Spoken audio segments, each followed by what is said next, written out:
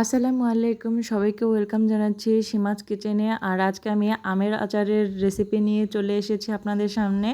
আজকে দেখাবো টক ঝাল মিষ্টি আমের আচার। একদম মজা এত মজা এই আচার, মানে একবার খেলে এর স্বাদ কখনো ভুলতে পারবেন না।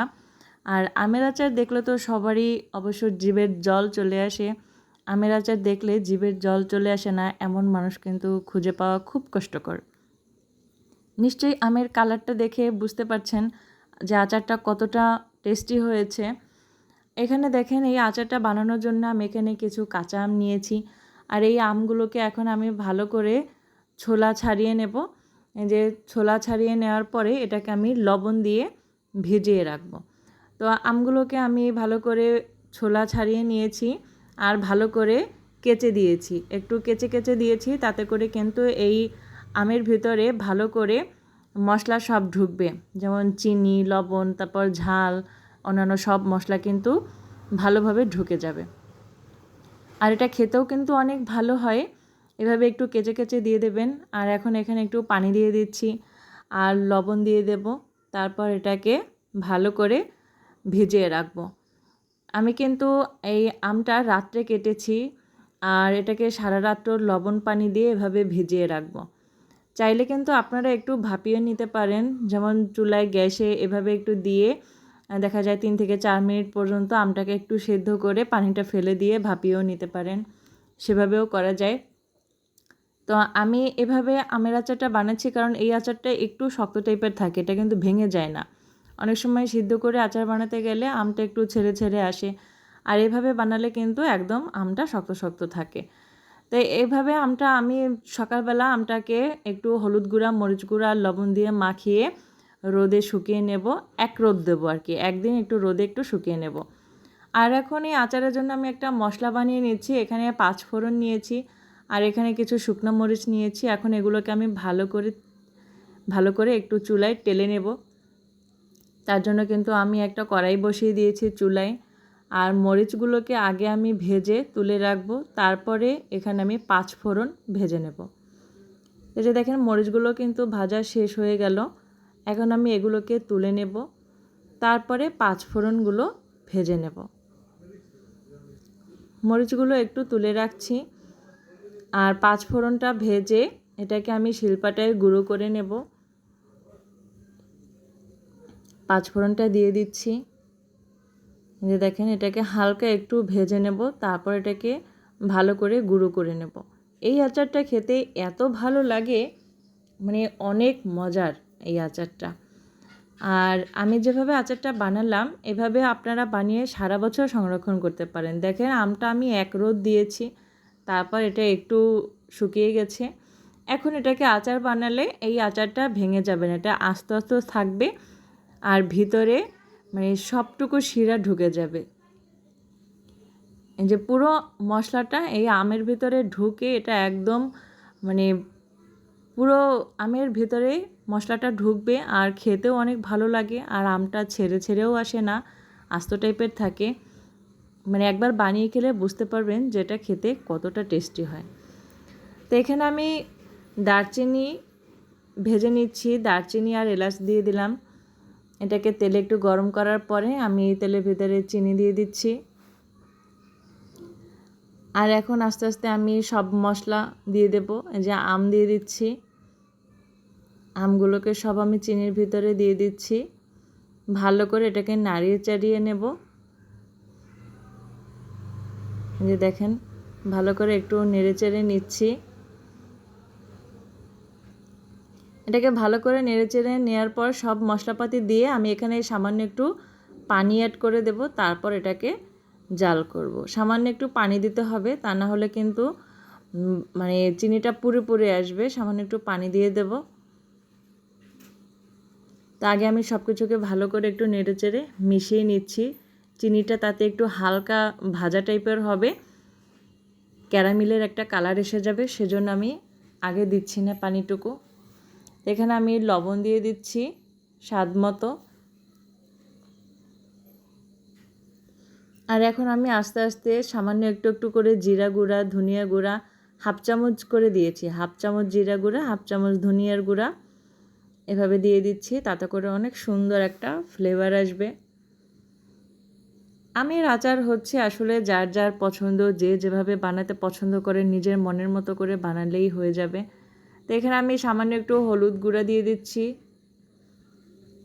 এখন একটু নেড়ে চেড়ে দিই, তা না হলে নিচ থেকে আবার পোড়া লেগে যেতে পারে। একটু নেড়ে চেড়ে দিতে হবে। চিনিটা কিন্তু একটু ভাজা ভাজা টাইপের হয়ে এসেছে, আস্তে আস্তে কিন্তু ক্যারামেলের একটা কালার চলে আসবে, আর তারপর কিন্তু এটা দেখতে অনেক ভালো লাগবে।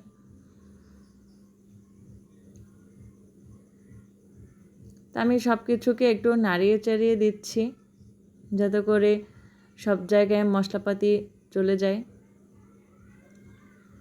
এভাবে একটু নেড়ে চেড়ে রাখতে হবে। আর আমের আচার বানালে কিন্তু চুলার কাছ থেকে একদম সরা যায় না, কাছে থেকে থেকেই এটাকে রান্না করে নিতে হয়, কারণ একটু পরপর নাড়াচাড়া না করলে কিন্তু আবার নিচ থেকে লেগে যাওয়ার ভয় থাকে, তখন কিন্তু আবার ফ্লেভারটা ভালো আসে না, পোড়া পোড়া ফ্লেভার চলে আসে। সেজন্য ধৈর্য ধরে সময় নিয়ে চুলার আঁচ অল্প রেখে এটাকে নেড়ে চেড়ে ভেজে নিতে হবে।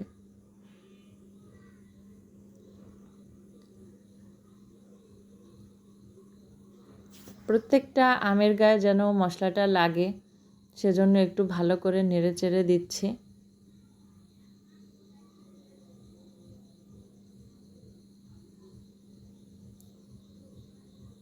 তাই এখন আমি সেই ভাজা মরিচের গুঁড়া আর পাঁচফোড়নের গুঁড়া সব কিছু দিয়ে দিচ্ছি। তো পুরোটা দিচ্ছি না, মরিচের গুঁড়া যদি লাগে পরে অ্যাড করে দেব। পাঁচফোড়নের গুঁড়াগুলোও দিয়ে দিচ্ছি। আর পাঁচফোড়নের গুঁড়ার ঘ্রাণেই কিন্তু মানে মনে চায় কখন আচারটা বানানো হবে আর কখন খেতে পারবো। আমার বাসায় সবার কিন্তু আমের এই আচারটা অনেক পছন্দ, বিশেষ করে আমার মেয়েও খুব আচার পছন্দ করে। আমের সিজন আসলে প্রত্যেকবার আমার এই আচারটা বানাতেই হবে। যত আচারই বানাই না কেন এই আচারটা আমাকে বানাতেই হবে, কারণ এটা টক ঝাল মিষ্টি সব স্বাদ একসাথে পাওয়া যায়, অনেক মজা। তো সব কিছু একটু নেড়ে চেড়ে মিশিয়ে নিচ্ছি। আর আরেকটু নাড়াচাড়া হয়ে গেলে এখানে আমি একটু পানি দিয়ে তারপর এটাকে কষাতে থাকব।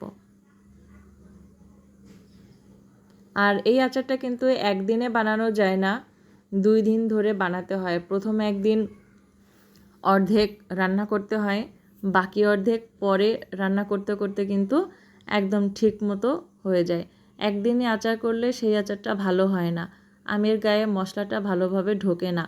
পারলে 2-3 দিন ধরে করবেন। প্রথম একদিন রান্না করবেন, তারপরে 2-1 দিন রেখে পরের দিন আবার এভাবে নাড়াচাড়া করবেন, আস্তে আস্তে দেখবেন ততদিন ধরে মানে এই 2-1 দিনের মধ্যে মশলাটা ভিতরে ঢুকে যাবে।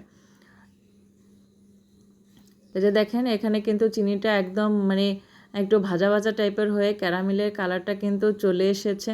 তো এই পর্যায়ে কিন্তু একটু পানি দিয়ে দিতে হবে, সামান্য একটু পানি দিয়ে দিলাম। আর এখন এটাকে আমি আস্তে আস্তে জাল করব।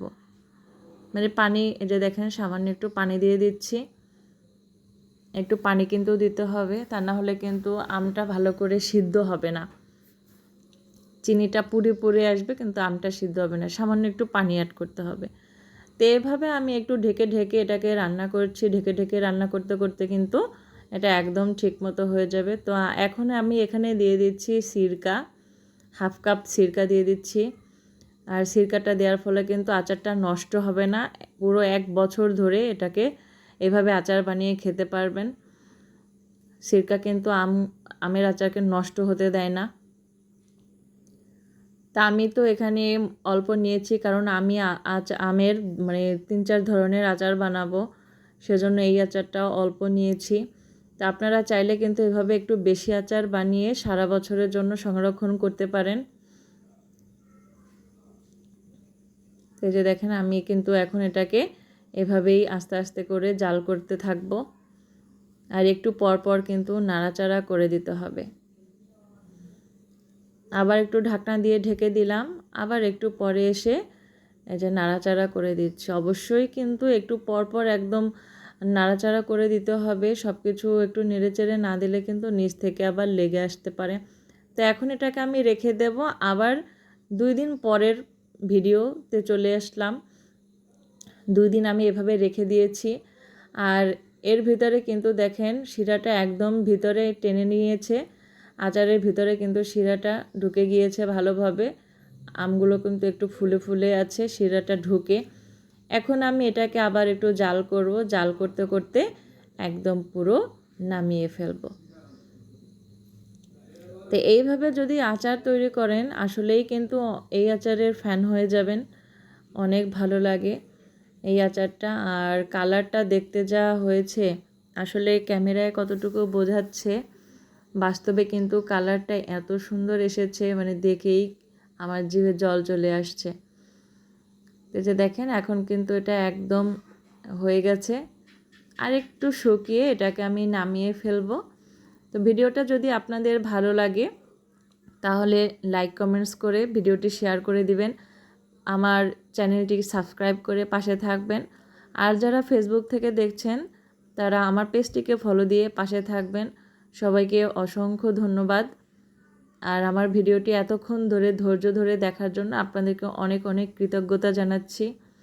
আর যদি ভিডিওটি ভালো লাগে আমাকে কিন্তু অবশ্যই কমেন্ট করে জানাবেন।